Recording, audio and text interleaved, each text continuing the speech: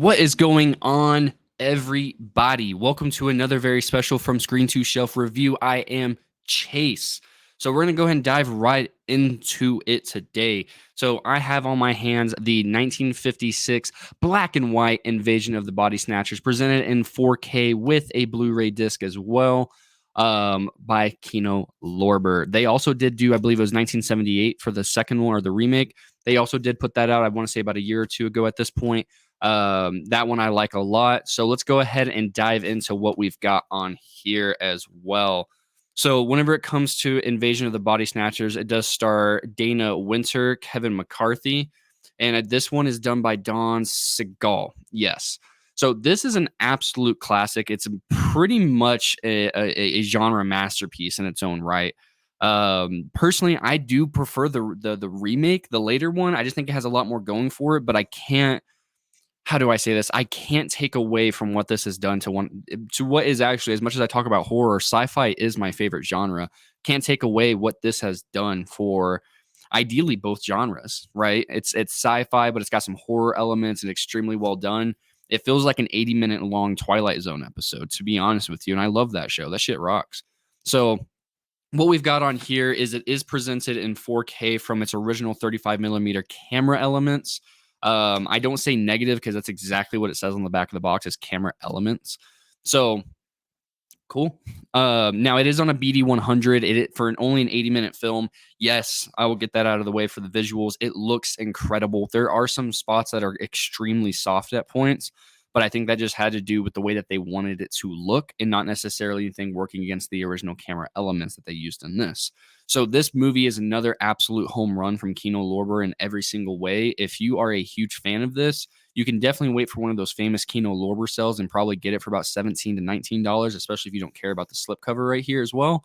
So that'll be very, very awesome for anybody that's looking for that. Right now, it's retailing for about 25 to 28 bucks, depending on the retailer you look at. So it may or may not be in that ballpark range, especially if the special features I'm about to list off don't necessarily ruffle your feathers too much. So the special features, which I'm going to say I usually watch most special features. I didn't check out any of these, so I have no opinion. So I'm just going to list them off for you guys.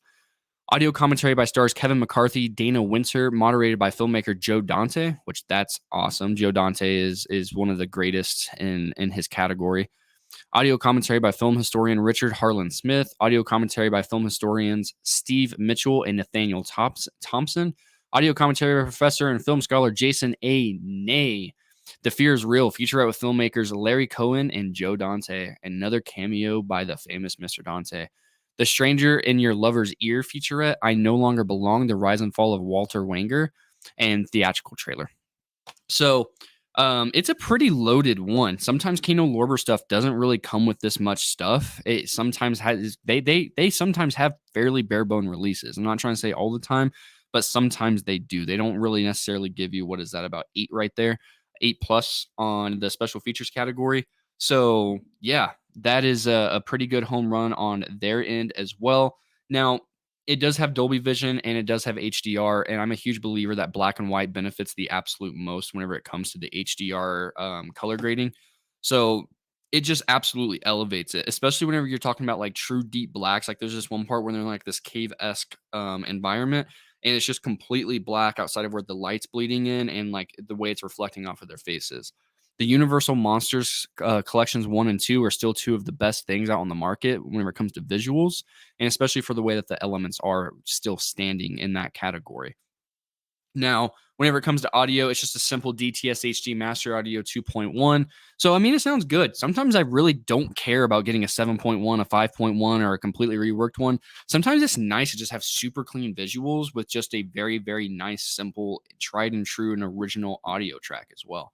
2.0 works perfectly fine in this category. There's nothing that necessarily needs to be done additionally, and there's nothing that necessarily needs to be done to the fullest extent. I think this is a really good package overall whenever it comes from Kino Lorber.